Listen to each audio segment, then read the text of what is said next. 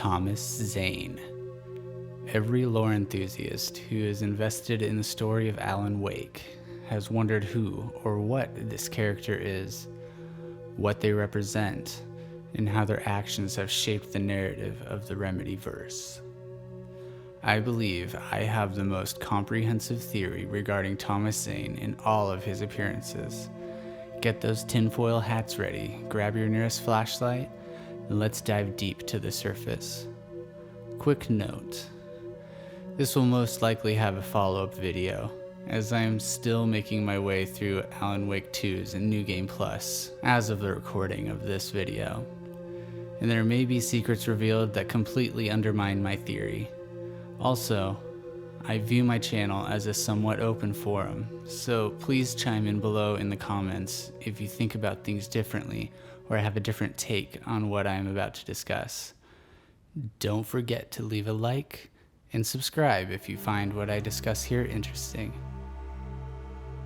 Thomas Zane is first presented in Alan Wake as the Diver, a guardian angel of sorts who is said to be inhabited by, or is synonymous with, an entity called the Bright Presence.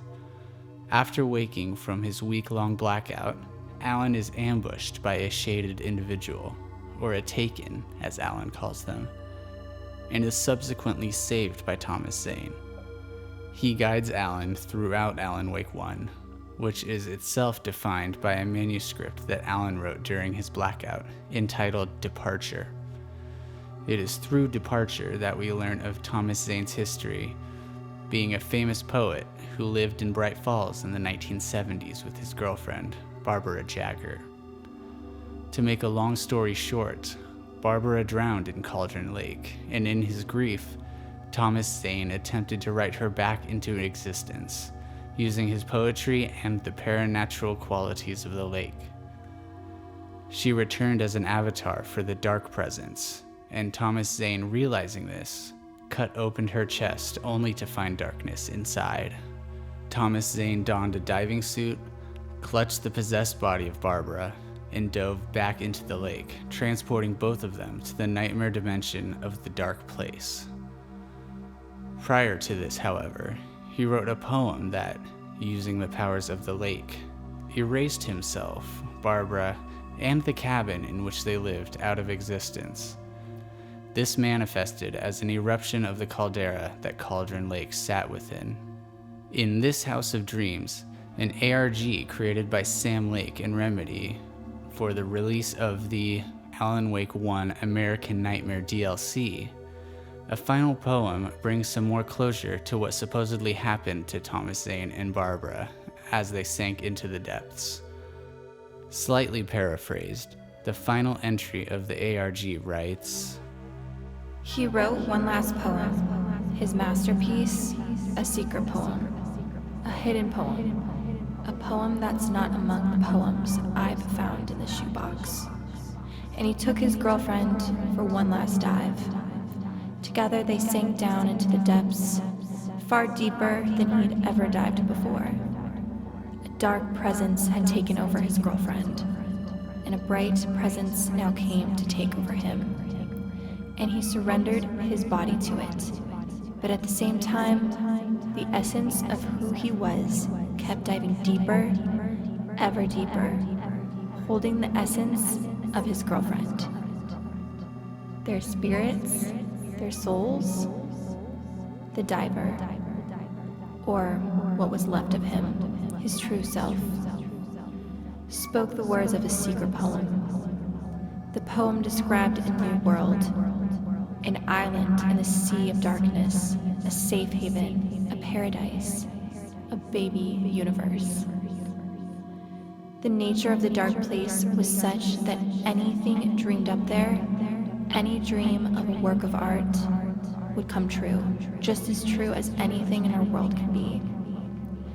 And the poem came true, and the essence of the diver and the essence of his girlfriend escaped from the darkness and disappeared into this new world to live there happily ever after, while their shapes is now taken over by a bright presence, as his girlfriends had been taken over by a dark presence, surged up through the opening in the lake to our world to continue their battle there. So, through this, we learn that the souls of Thomas Zane and Barbara now live within a pocket dimension within the Dark Place, a paradise where they live happily ever after. Or is that what really happened? But anyways, more on these events later. Thomas Zane also makes an appearance in the AWE DLC of the game Control, where the protagonist, Jesse Faden, opens the door marked with a spiral in the Ocean View Motel to see Alan Wake and Thomas Zane aggressively speaking to one another. What is peculiar about this interaction is that both men appear to be identical, apart from their voices. Even down to the clothes, they appear exactly the same. This, coupled with parallels between Thomas Zane and Alan Wake's events near Cauldron Lake, has led many to believe that Thomas Zane and Alan are somehow the same person. This makes some sense, but I will return to this after we examine Thomas Zane as he appears in Alan Wake 2. Another notable difference between how he was portrayed in Alan Wake 1 and the AWE DLC is that Thomas Zane now claims he is actually a filmmaker, and that his poet persona was just a role he played in a movie that he filmed while living in Bright Falls. Jesse Faden makes note of this as well before this interaction, as she stated that while in therapy, before the events of Control, she revealed that Thomas Zane is her favorite poet. However, her therapist was confused, stating that Thomas Zane was a European filmmaker. At the end of the AWE DLC, Jesse's memory is seemingly overwritten, as she implies that she thinks her memory was off, now accepting that he was a filmmaker. In Alan Wake 2, Thomas is portrayed quite differently. He is never actually met in person, instead experienced through reels of film left for Alan in the Dark Place, specifically room 665 of the Ocean View Hotel. Thomas Zane recounts that after Alan had given up hope and stopped trying to write Return, he was visited by Scratch. Scratch kind of deserves a video of his own, but the big reveal of Alan Wake 2 is that Scratch is Alan. They are the same. Scratch, in the Dark Place, is Alan in his most ruthless state. When Alan gave up writing, he accepted his darkness and found new vigor in writing a grotesque horror story. Alan simply doesn't remember doing this. It wasn't until he began writing Initiation that he regained the ability to have memories. Anyways, Scratch visited Tom, and together they collaborated, with Scratch completing the manuscript of Return, and Tom creating a sister work of art, a film entitled Year, or Nightless Night. This Thomas Zane does not have any connection to light or a bright presence. He is much darker and has a sinister aura. He says that he is trying to get out of the Dark Place, seemingly contradicting the account from the ARG discussed earlier, where he was supposed to be living in a paradise with Barbara. Full disclosure, my opinion has been influenced by Gaming University's video entitled Two Thomas Zanes, as well as Max Derek's take that the Dark Place is the Jungian collective unconscious. I'll post links to their channels in the comments, but odds are that if you found my channel, you are already aware of them. So what is the deal with Thomas Zane? First, let's lay out the facts. Sam Lake himself apparently clarified that neither Tom nor Alan wrote each other into existence, though admittedly I cannot find a source for this. This is a very prevalent theory that has circulated on the internet for a long time. However, what we learn about the Dark Place in Alan Wake 2 also refutes this. things in the, quote, real world, for lack of a better term, cannot be wholly created by an artist's creations from the dark place. Real-world events can only be manipulated or adjusted.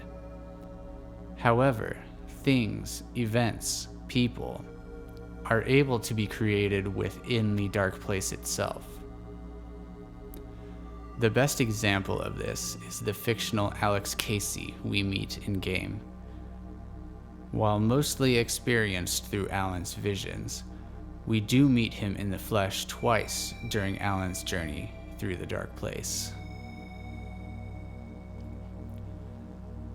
Both Ahti and the old gods of Asgard refer to Alan as Tom. This has further propelled the theory that they are the same person, or that Tom wrote Alan into existence. We know that time is not consistent in the dark place. Evidence of this lies in how Alan experiences writing the drafts of initiation, and how both Alan and Saga view each other's experiences while in the overlaps/murder sites. The drafts of initiation do not play out in the order that they are experienced in. If we could number the murder sites 1 through 3, 1 is the subway station, where Alan finds himself already dead. 2 is the Ocean View Hotel, where Alan finds the manuscript of Return, scratches it out and edits it, and is shot by Scratch. And 3 is the cinema, where Alan shoots the Alan from the second draft and accepts the Dark Presence. The true order of these events is 2, 3, 1. Saga and Alan experience a similar disconnect from linear chronology when viewing glimpses of each other's realities in the overlap. In the subway, Alan sees the witch's ladle overlap, but in the hotel, he experiences the abandoned bunker/nursing home overlap. And in the cinema, he sees the watery/coffee world overlap. These two in reverse order to how Saga experiences them. All this to say that time does not operate linearly from the perspective of the dark place. So, to finally get to my understanding of Thomas Zane, my theory comes in 2 parts. I have come to believe that the spiral referenced in Alan Wake 2, that is to say, the looping and repetition of events experienced in the dark place and the overlaps, extends to the entire Earth. I believe it extends to the whole Earth, because Thomas Zane and Barbara Jagger are originally from Finland. And in Alan Wake 2, we see the effects of Alan's writing reach all the way to Virginia. Agent Estevez of the FBC even makes note of this, saying that AWEs are usually contained within a localized area. But this one is unique because it extends beyond the Bright Falls area. I'm going to call this the Grand Spiral, and it all revolves around a narrative that continually plays out in the area surrounding Cauldron Lake. This manifests as certain roles or archetypes being filled with each turn of the spiral, and the first time this event is recorded in modern history is the Bright Falls AWE involving the events of Thomas Zane. Perhaps there are previous turns of the spiral, and I think that we should assume that there were. They were just not recorded. This framework explains why the events surrounding Thomas Zane, when he reaches Bright Falls, so closely mirrors the events that Alan experiences in the first game, and why several characters play the same or at least similar roles. Tom Zane and Alan Wake, Cynthia Weaver and Rose Marigold, Barbara Jagger and Alice Wake, to name a few.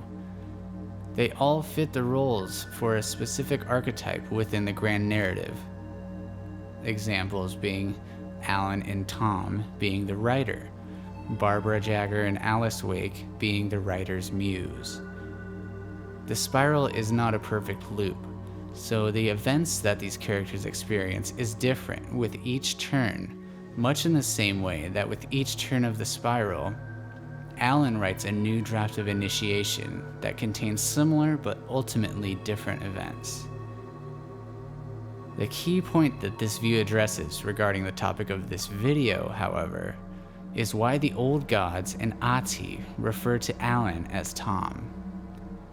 They view Alan as a reincarnation of Tom, playing the same role that Tom once did in the events of the AWE that keeps happening. It's also shown through pictures in Cynthia Weaver's bedroom that Tom did look identical to Alan. Honestly, this whole idea deserves its own video, but let's move on. Thomas Zane was a real person who lived in Bright Falls in the 1960s or 70s. He was a poet and an artist. This much must be true since he is written about by the old gods of Asgard, people who, as stated earlier, are immune to the reality warping effects of the AWE. Since Poet and the Muse, song by the old gods of Asgard, references the events that occurred to Barbara Jagger and Tom Zane before they plunged into the lake, I would argue that that is the original progression of events.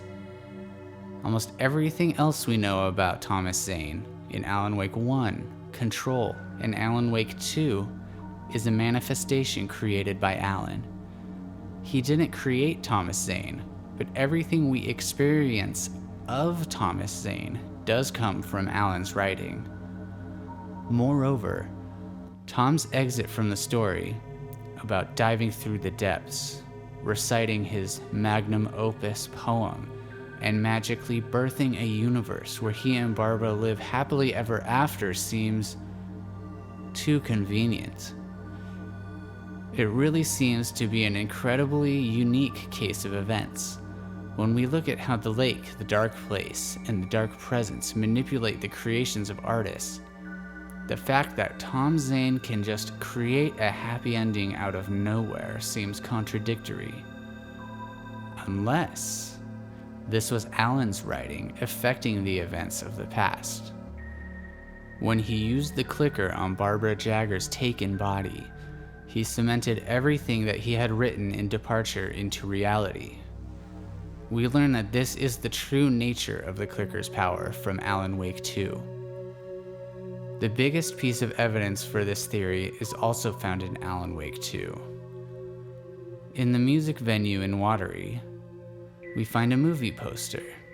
It's for the movie Tom the Poet, directed by and starring Thomas Zane, based on the book by Alan Wake.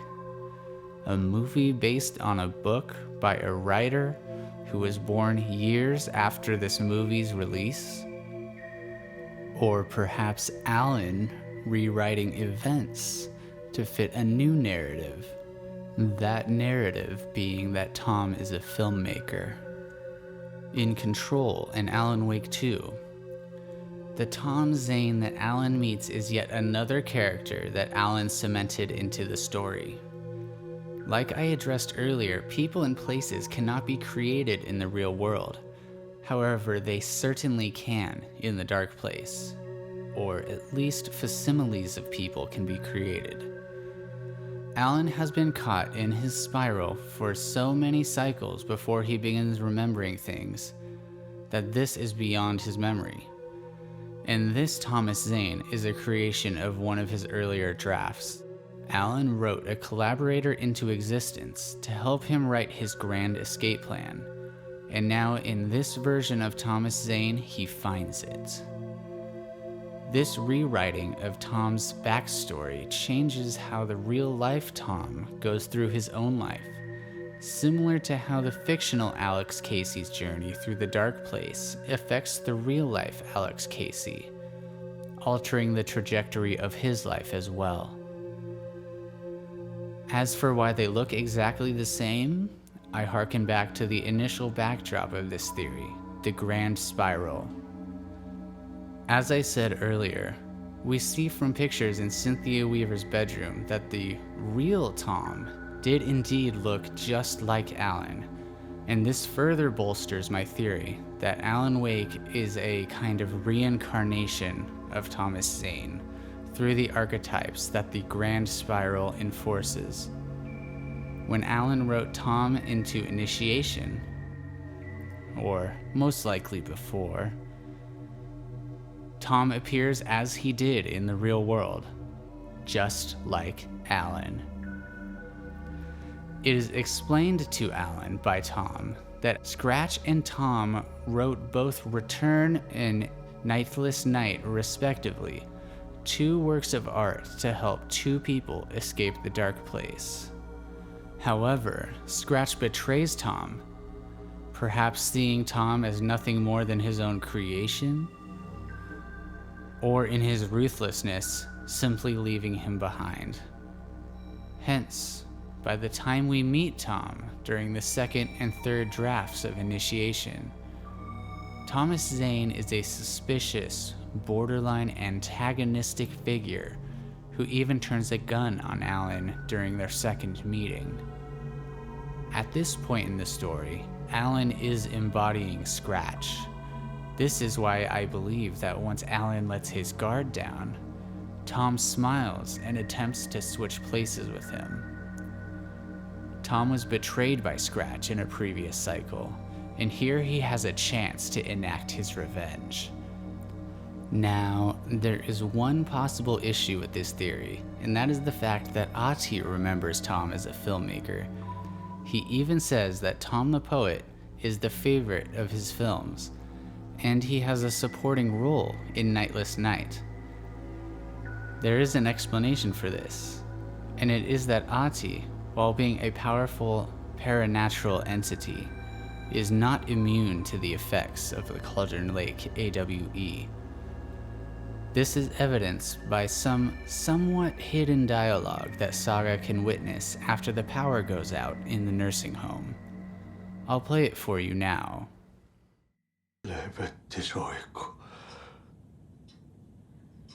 Where am I? Tämä ei ole minun koti. This is not my home.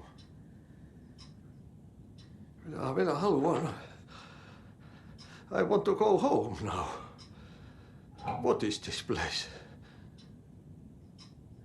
Ei saatana. Ei saatana. How did I get here? I'm lost. Lost at the sea. No lighthouse anywhere. And storm is coming. Jumalauta. We can see that Ahti feels lost, confused, and momentarily loses his composure. I interpret this as evidence that he is not playing along with Alan's story, as Mr. Dorr claims to do, but he is enthralled within it, just like the other characters. This explains why he still refers to Alan as Tom, being aware of the writer archetype that both of them embody, but he also remembers Tom as a filmmaker. So, to recap, Thomas Zane was a real person who was the first recorded manifestation of the writer archetype, an archetype that is enforced by the globe-spanning Cauldron Lake AWE, what I have dubbed the Grand Spiral, by drawing in people to the area around the lake to perform rituals. These rituals leading to the writer archetype diving into the lake and ending up in the dark place. These people are reincarnations of those who are previous avatars of this archetype. Tom Zane was not written into existence by Alan, and Alan was not written into existence by Zane. They are both manifestations of this grand spiral. However, during Alan's trip around the spiral, he wrote Zane into his story, therefore changing some aspects of Zane's life retroactively. Once Alan found himself in the dark place, he wrote Zane into his second story, Initiation, as a collaborative partner and further changed aspects of this character. This retroactively also altered Zane's life in the real world, transforming him from a poet into a filmmaker. In the dark place, Tom the filmmaker and Alan collaborated, creating both the manuscript of Return and the film Nightless Night. Both of these works of art had repercussions in the real world, altering the trajectories of various characters such as Saga, the Cult of the Tree, and even Ahti. Alan had betrayed Tom the filmmaker, and this is why Tom attempts to overpower and kill Alan. So that wraps up this video. If you enjoyed it, please leave a like and subscribe if you feel so inclined. I am very new to YouTube, and I would love to have more discussions about these topics with other people. Leave a comment below if you disagree with anything I have said, and I will see you next time.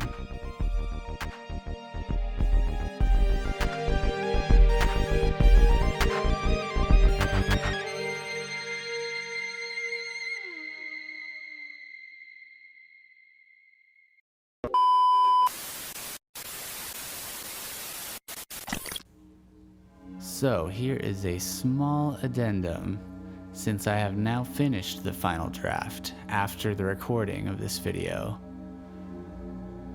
We do have one more appearance from Thomas Zane, and that is the second video log that we find from Dr. Darling.